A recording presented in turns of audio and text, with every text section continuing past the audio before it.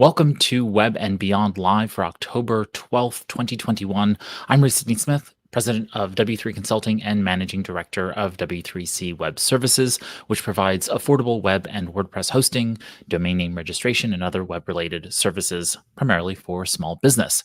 Web and Beyond Live is our weekly show about topical and timely small business digital marketing and related issues. Whether you're watching live or the replay or listening to the podcast, feel free to ask questions in the chat or the comments section, and I'll do my best to answer them.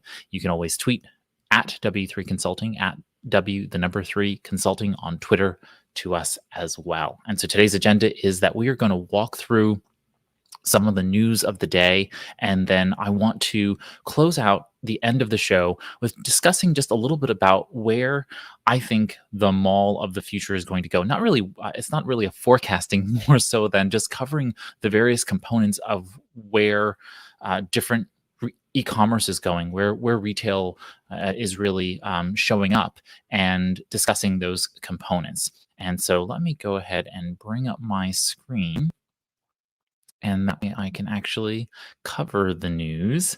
And let's see here. All right, great. So first and foremost, there is a new bill that has been put forward in the Senate, and this is to create a new ransomware payment reporting requirement for businesses of more than 50 employees. And so this would have a limit of 24 hours in order to report to CISA, which is the Cybersecurity Infrastructure and Security Agency, and letting the CISA know that you have that you've made a payment, a ransomware payment to someone in that case. This is a bipartisan bill, and obviously it's gotten a lot of pushback because it's a pretty strong regulatory compliance requirement for small businesses of 50 employees or more. But I would just note that across the board, we have varying requirements by state right now, and I just find that to be confusing and very difficult for businesses who are working in multiple jurisdictions. So having one uniform reporting requirement just makes a lot of sense.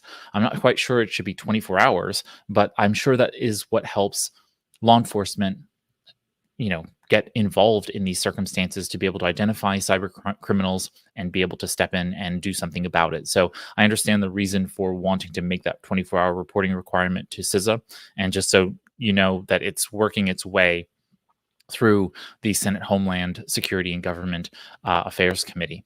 So that's that. Next up is the SBA has opened up their idle applications from $500,000 to up to $2 million. This has been known that they were going to do that, but they finally done it. These are the economic injury disaster loans. And so the applications are now capable of being increased up to that $2 million limit. And this is, of course, an increase from when they had it at $150,000 earlier this year. The other change is that they note here in the article that they expanded the number of things that you can do. So it says here, quoting, that includes tweaks to affiliation rules, expanded loan opportunities for larger businesses, and perhaps most importantly, an expansion of what the loan funds can be used for. Idle proceeds originally could not be used to pay down debt, but now small business owners can make debt payments, pay deferred interest, and even prepay certain kinds of debt, end quote. So certainly if you are applicable to an idle loan, something that you might want to look into. It's got very good term rates. I think it's 30 years, and the first 2 years are deferred, and that does accumulate interest during those 2 years. But it's a pretty good loan program, so something to look at if you are in need. This is just a quick note about the fact that upcoming, whatever your political persuasion is, the U.S. Postal Service is in the Constitution, and it's supposed to be protected, in that regard. And unfortunately, we have had an ongoing assault on the U.S. Postal Service. It is a program that is not supposed to make money. It's supposed to cover its costs and do the good work of delivering, medicine to people in rural areas and making sure that we do have a proper postal service. And unfortunately, these powers that be are currently trying to undermine that, and that bothers me on a small d democratic perspective. So, but that being the case, from a business perspective, we have to recognize that the U.S. Postal Service is now going to have some delivery delays. They've just been putting out notices that their new service standards are slowing down times to delivery. That means that for your holiday shoppers, for your ability to just get things delivered, if you do use USPS, and you don't actually know if you don't use USPS, if you are shipping anything and USPS has a contract with any of your other shipping providers, there may still be delays. So be very mindful. I'm seeing this across the board with clients really ramping up their current mail delivery, shipping, and fulfillment, because they want to make sure that they get things to clients on time for the holidays. So all of these things are kind of accelerating in that sense. We'll talk about that a little bit more in terms of the holidays coming up. But just know that there are going to be mail delays, and you need to start factoring that into your overarching holiday and just generally end of year strategy here. Because as the amount of mail increases over the end of the year, that's of course going to create some backlog in shipping. Okay, so this of course brings us to the supply chain issues that we've been dealing with. And I've just been reading a lot about all of the various types of supply chain issues. We've talked about this in past Web and Beyond lives, about the fact that we have a lot of ongoing supply chain issues. We have labor shortage. It's not really a labor shortage as it is a labor mismatch, right? Employees are both leaving, they're quitting during the pandemic for better wages, better lifestyle options, that kind of thing. And at the same time, we're having a mismatch between not properly giving education or workforce redevelopment to people so that they are matched up to the right jobs. And so therefore there ends up being a labor mismatch, meaning there are businesses out there who are looking for employees and they can't find them. And then there are employees who have the ability to do those jobs, but perhaps don't have the right credentials or the right education to be able to do those jobs. And then the ones that were doing those jobs or could do those jobs are looking elsewhere, looking for other opportunities. And so they're kind of playing the field there. So it creates a perfect storm in that sense. But this Bloomberg, it's an opinion article, but I thought these last 3 paragraphs did a really good job of explaining really where we are with this. So it says, quote, "So on one side of the equation are trade delays, input delays, higher trade and transport costs, much higher energy prices and chip shortages. On the other side are American and European customers who saved enormous amounts of money during 2020 and early 2021 and are now spending it." End quote. So what we have here is basically, again, just like this perfect storm in terms of supply chain, and it's creating a huge problem. And so it's probably going to cost some economic growth. I know that the WHO has recently, or who was it? Maybe it wasn't WHO, it wasn't OECD, but one of the major organizations has recently reduced their overarching kind of overall economic growth outlook because of the supply chain problems that we're really seeing coming up into the next few quarters. So just be mindful of this as a business. If you depend upon any parts, certainly last pieces in getting your products assembled, or you need packaging that comes from overseas, or any of those other things, we're seeing all kinds of supply chain and shipping problems. And we have backlog of shipping containers sitting in ports, just a lot of different issues going on.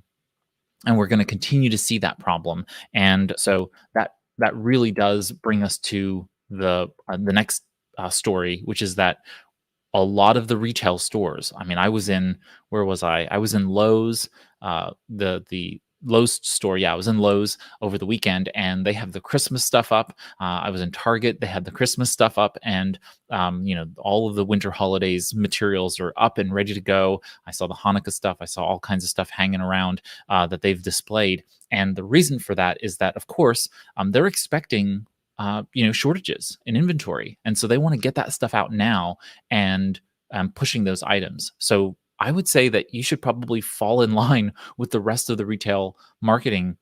If you are doing any holiday marketing, you need to follow that holiday retail marketing expediting those sales, getting inventory in place, all of those pieces, because we're having this early shopping season because of the supply chain issues. So just be very mindful of that. We're in this new bizarro world where people are shopping for Christmas items and winter holidays items in October. So be careful and start expediting, hastening those plans, because they are going to become a problem for us very very soon as the supply chain issues back up into November.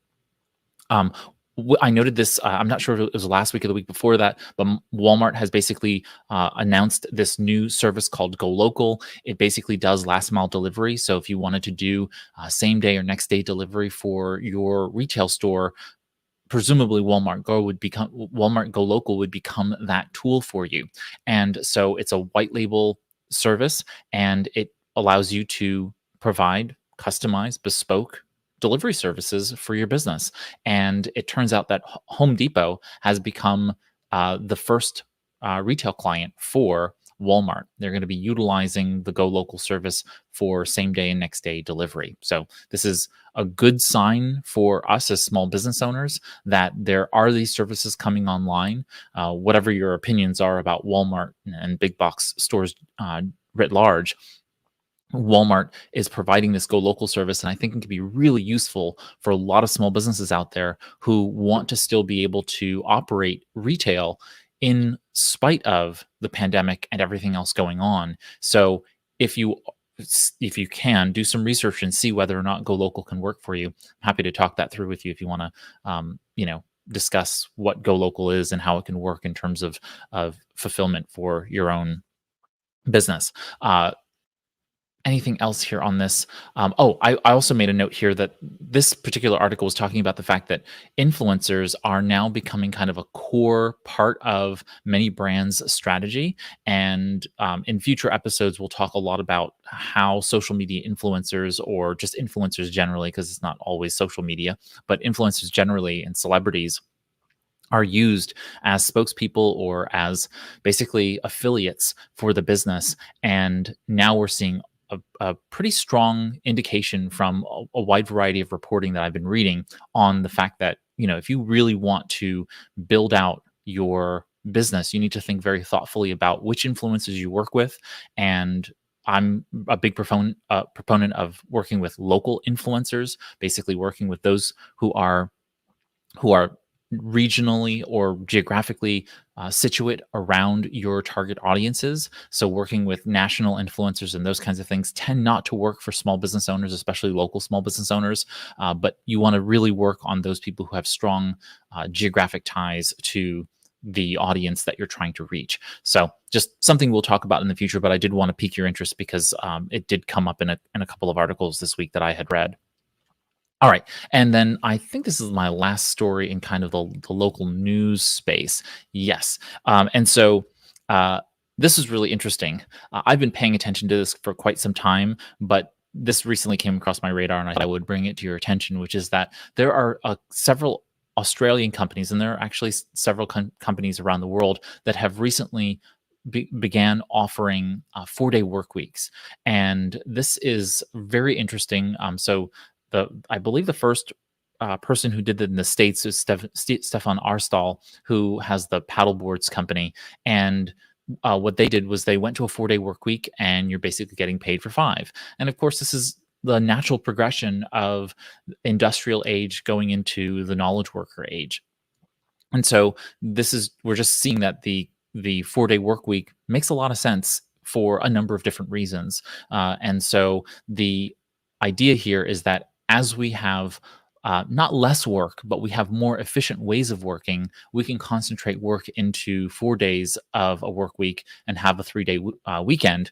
And that makes employees happier. That allows them to be more productive. Actually, you get more work done in those 4 days than you do in 5. And there's flexibility there, right? Because you don't have to choose the same 4 days as other people. Maybe some people work Monday through Thursday, some people work Tuesday through Friday. Maybe some people take a day off in the middle of the week. Depending upon the needs of the company, you can kind of do this.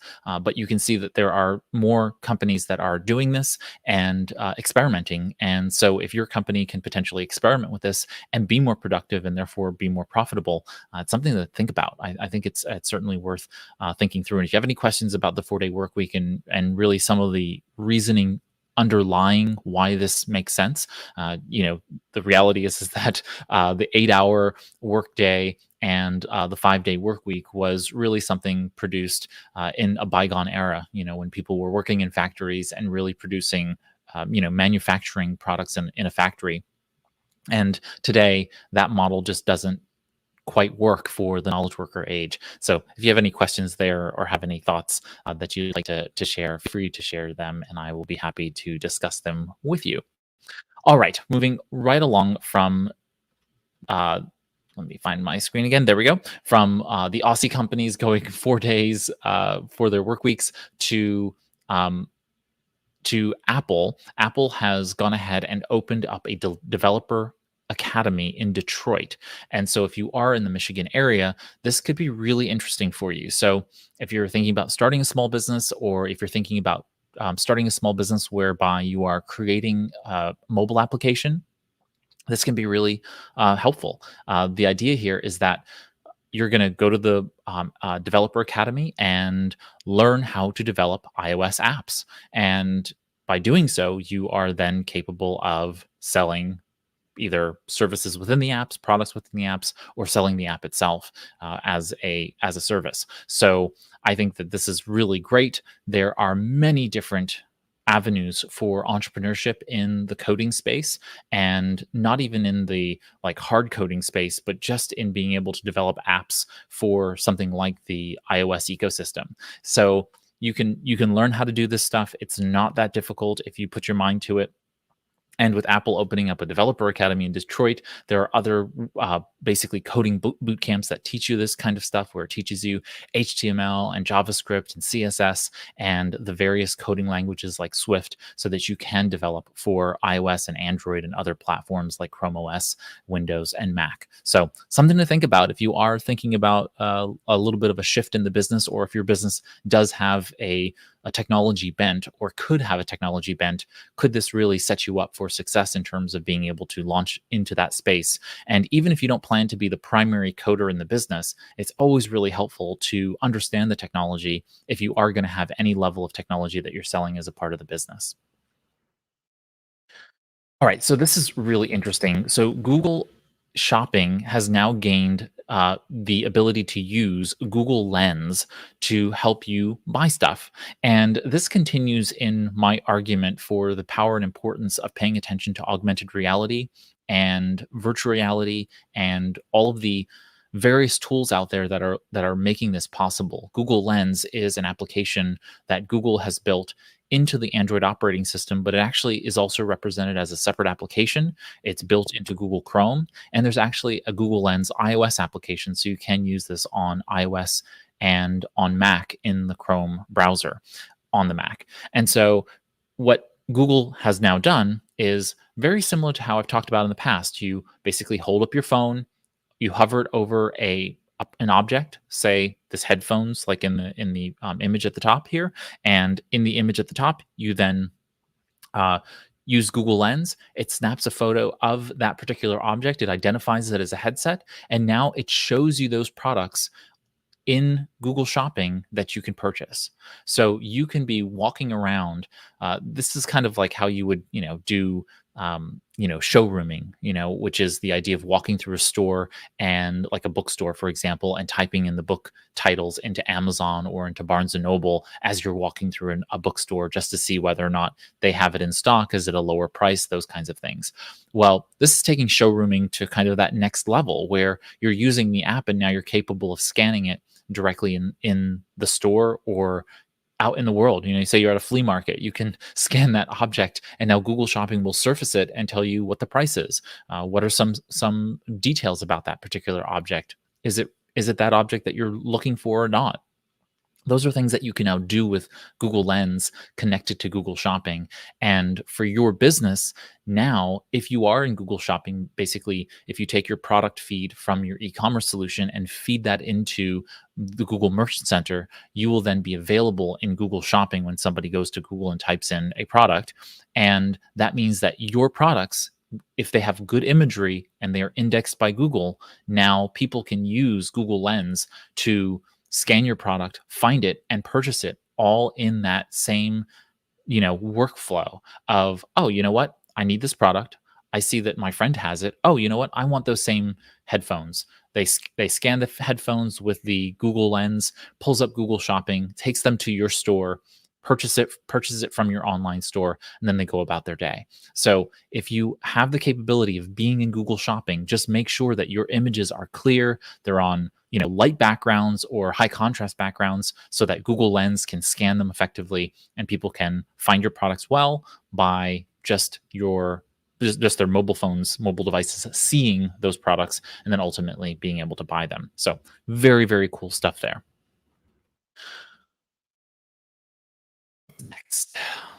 Next up, is Google Chrome on Android is basically pulling out an RSS feed reader to be built into the browser. And so this is coming out on Android first. This will go to iOS next year, but this is really great. I think this is fantastic. So RSS, which is the rich site summary or really simple syndication feed that from, say, a blog or a podcast having a blog feed or a podcast feed, that RSS technology is underlying it, and Chrome is re-embracing. Google, as writ large, is embracing the RSS feed again, and so this allows you now in Chrome 94 to be able to go ahead and access that RSS follow button. So if you come across a blog and you want to go ahead and follow it, you can just click on the follow button, and you'll then be able to access the feed of that particular blog directly from your browser. So it's like a fancier, stronger automated version of a bookmark. And so I'm really looking forward to seeing this come to my own phone and playing with it. I actually haven't checked to see whether it's on there yet, but I know that it was coming. And I think this is going to be really good because this will allow you to follow a blog or even a podcast and have those items directly within the Chrome browser where you no longer need another application to be able to follow those kinds of things. I'm a heavy user of Feedly and probably won't stop using Feedly, which is where I consume all of my RSS type blogs and podcast kind of items in that space. But you could easily use Chrome now once this technology comes to Android and iOS. All right. Google is adding this new and interesting guitar tuner to search, and so this is really interesting for those of you who are in music businesses. And so, if you just type in Google Tuner, you will now be able to open up this little instrument tuner, and it'll activate your mic on your desktop computer. So if you have a webcam built in with a microphone or an external microphone attached to your computer, you'll then be able to go ahead and tune your guitar or instrument via this new tool. So very interesting, especially if you're doing remote music education and those kinds of things. This will be really interesting to do. It supposedly works on both mobile and desktop, so it'll be very interesting to see piano teachers and music teachers and that kind of thing being able to tune remotely now via this technology. So good on Google for adding that into their browser. Okay, so this brings me to my final thoughts. I wanted to make this kind of just brief and walk through my thoughts regarding the future of the mall. And so, if you haven't known this, for a while now, the mall has been dying. That is the physical mall that you would go to. Strip malls have not had as bad an impact, but they also have been on somewhat of the decline over the past few years. But predominantly a mall where you would go to a physical place where you have many businesses within the same building and they're basically leasing from a larger conglomerate. They are they're a dying breed. And the reason for that is, of course, e-commerce. We have e-commerce all over the world growing. This particular article shows the retail e-commerce sales growth for 2020, and you can see the smattering of places where retail e-commerce has just skyrocketed. 30%, 71% in Singapore, 32% in the U.S. Latin America was the fastest growing regional market for e-commerce and in the world. And so, of course, the pandemic has just been an accelerant for much of this e-commerce growth. And the top 5 e-commerce markets have been United Kingdom, Singapore, Spain, Argentina, and Brazil.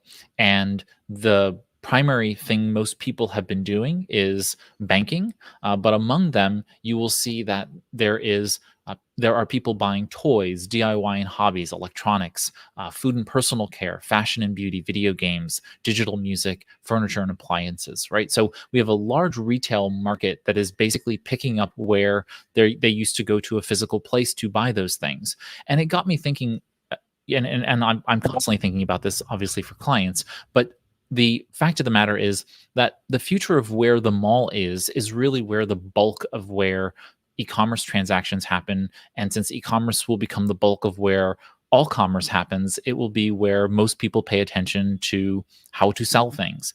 And we have had Amazon, Walmart, Target, and other global marketplaces come online to allow people to sell online, Gumroad, Etsy, you name it. There are so many of these places. Social media has also, social networks, social media is a type of media. Social networks are the platforms. The social networks like Facebook and otherwise, they've also become somewhat of marketplaces. You can go to Facebook right now and go to the marketplace and go buy and sell goods from local people. You can also set up a Facebook shop, an Instagram shop.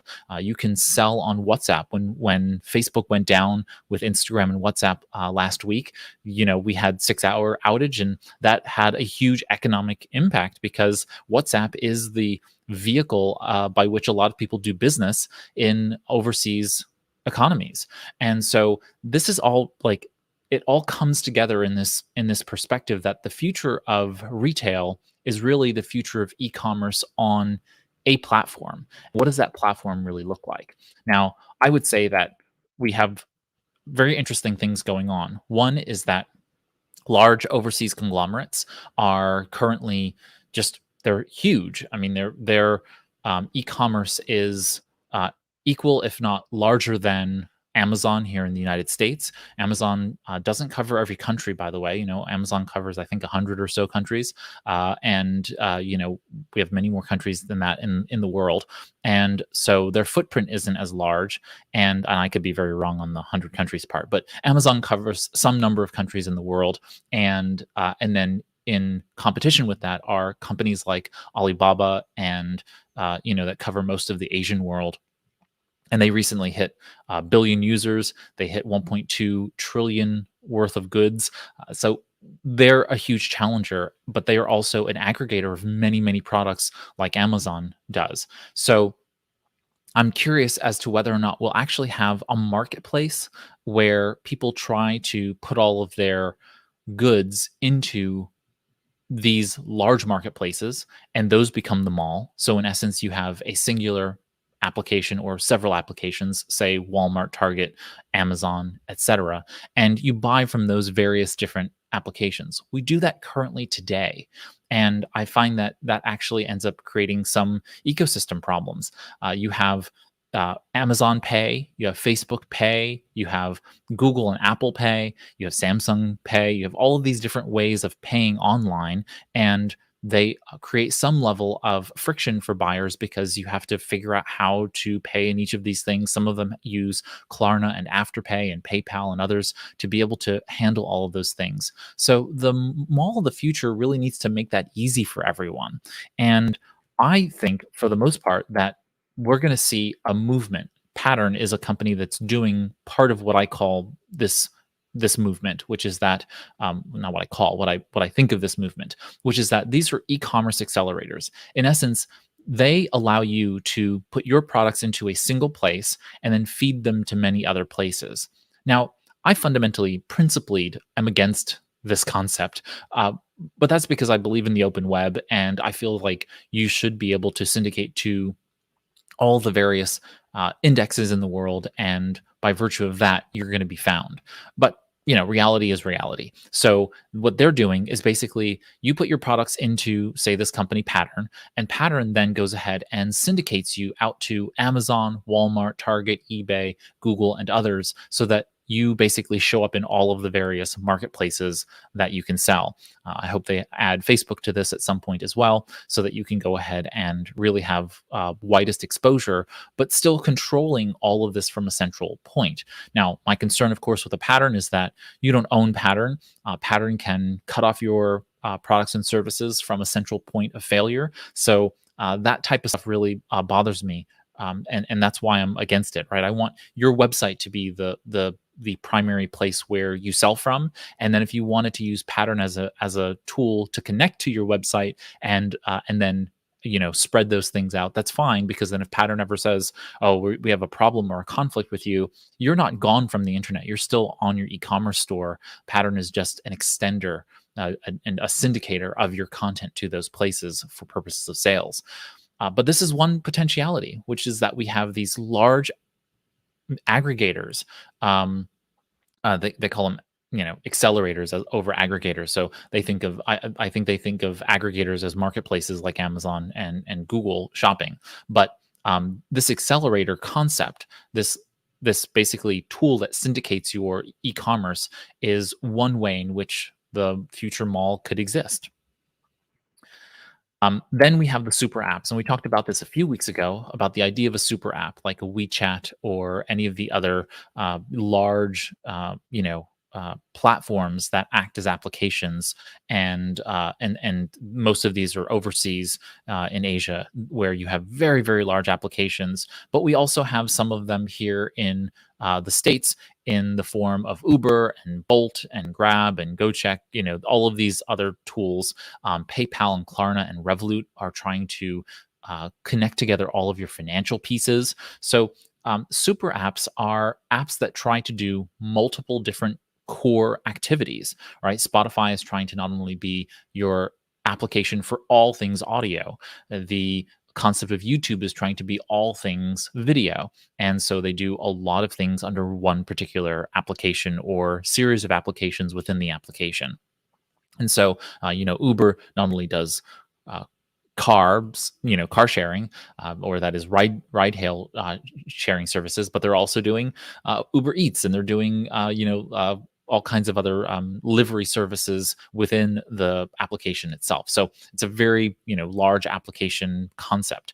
I'm curious about whether super apps have really the power to be able to do that. Again, it's like jack of all trades and an ace of none. They're ultimately not going to do the best if they're a Swiss Army knife of tools.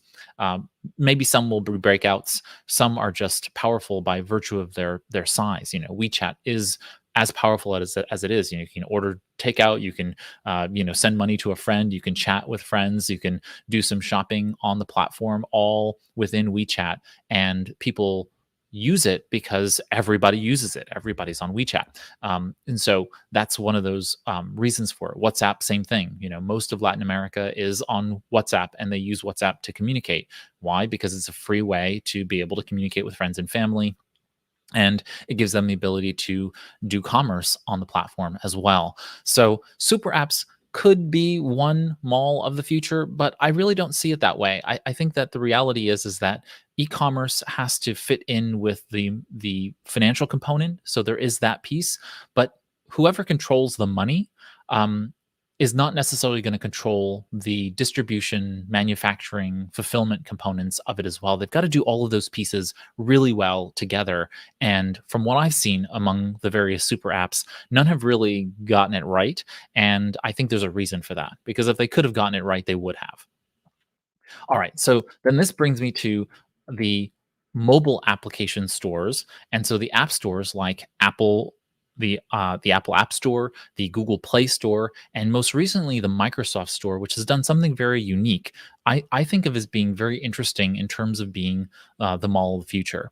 And I'll say that I think that this is probably the case, and I'll give my argument for it, and perhaps you can tell me in the comments or shoot me a message and let me know your thoughts here as well. But mobile applications continue to grow. The mobile web continues to grow, and Apple and the App Store, Google with the Google Play Store for Android, they have built out ecosystems of mobile applications. And Microsoft has done something really interesting. What they recently did was they basically said, our Microsoft Store is really not a monetary, like a revenue driver for us.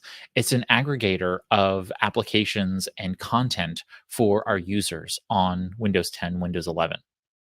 And so what they did is say that you're trying to find a movie that's upcoming or a movie that's out that you want to be able to watch.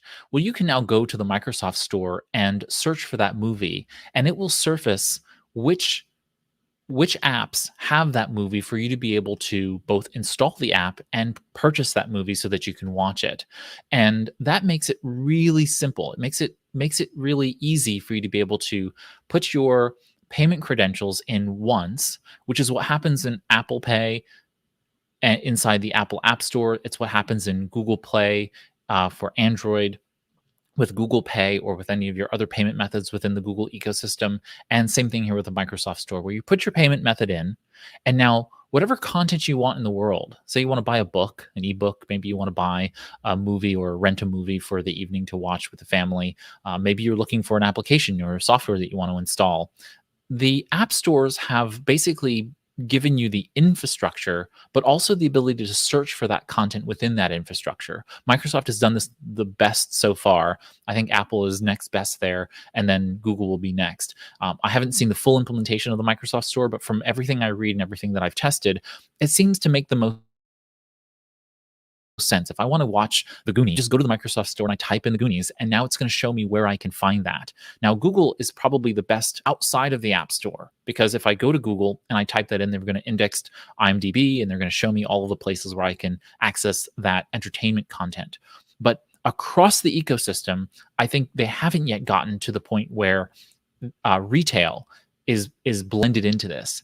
And I think that's where all of these platforms should really go, which is that once you type in what you're trying to find, they are not just indexing within their App Store applications, but they're actually also indexing categories of applications whereby you can buy these things.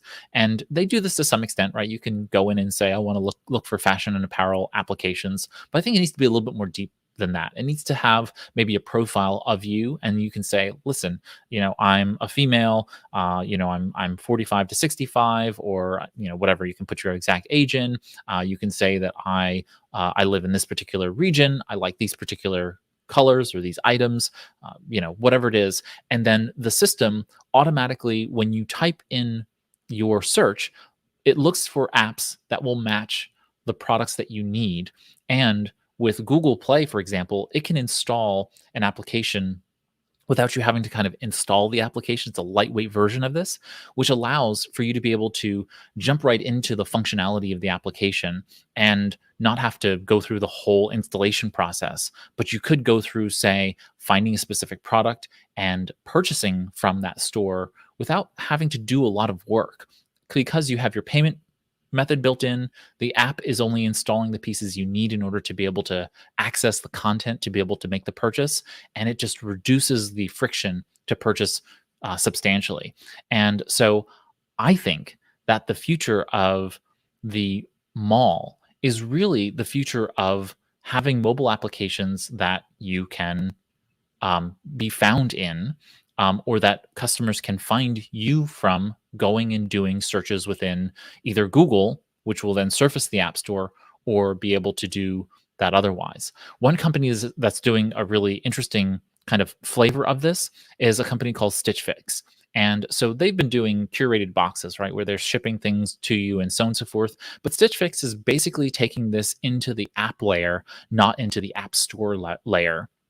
I'll be curious whether this makes sense in the future. But what they've done now is they've launched this platform called Freestyle. So you can customize it, you can tell the store what you like, and then it goes ahead and it mimics a traditional department store so that you can see all of the various pieces showcased together.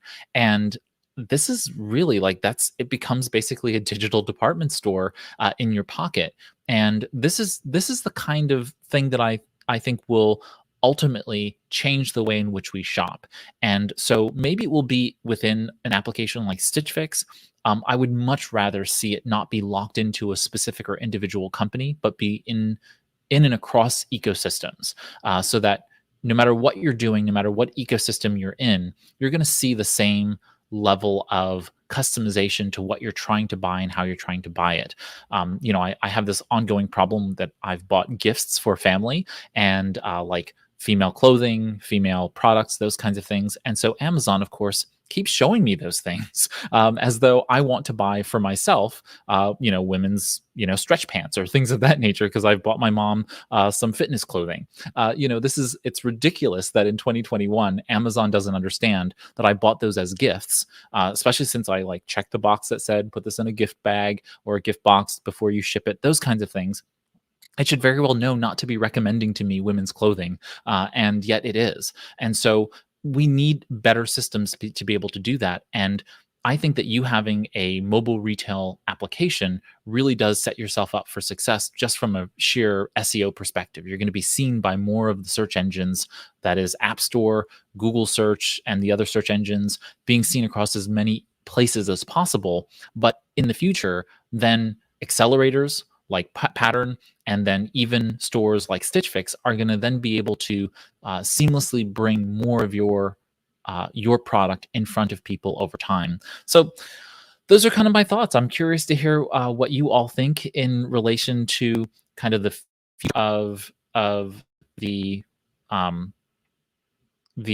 mall, in essence, what the future of the mall will look like. So feel free to send me your thoughts, feel free to comment and let me know. But those are kind of my thinking around all of the various things happening in the world of retail e-commerce. And I think that it's a really interesting time to be alive in this space. We're seeing a lot of change happening, and as that change happens, we will benefit hopefully from being able to create greater visibility with less work. I mean, that's really the ultimate hope, right? Is that we're able to utilize technology in a way that allows us to make a profit. It's not about becoming a unicorn startup, but really making a good profit to provide for our families and have a thriving business. And doing that without having to slave away within the business, having the business own you as opposed to you owning the business. So hope that piqued your interest in terms of mobile applications. If you have thoughts about that, feel free to reach out to us. I'm happy to talk to you through the process of what it's like to launch a mobile application, what platforms really can work for you in that sense. But otherwise, we have come to the end of our time together this week. If you've enjoyed this live stream, feel free to hit the thumbs up icon. That helps us make new small business friends. And so thank you for doing that. If you have any questions, feel free to leave a comment, or you can tweet or message me at W3 Consulting on Twitter. And we usually go live without holidays. We had the holiday this past Monday. So you can join us every Monday, typically 11 a.m. Eastern. And we'll notice everybody on social if it's another time like it was this week. Thanks so much for spending this Web and Beyond live with me. Feel free to like the channel, subscribe to the channel, follow us wherever you are seeing this. But otherwise, I'm Ray Sidney Smith on behalf of W3 Consulting and our subsidiary W3C Web Services. Have a great week ahead, marketing and managing your small business on the Web and Beyond.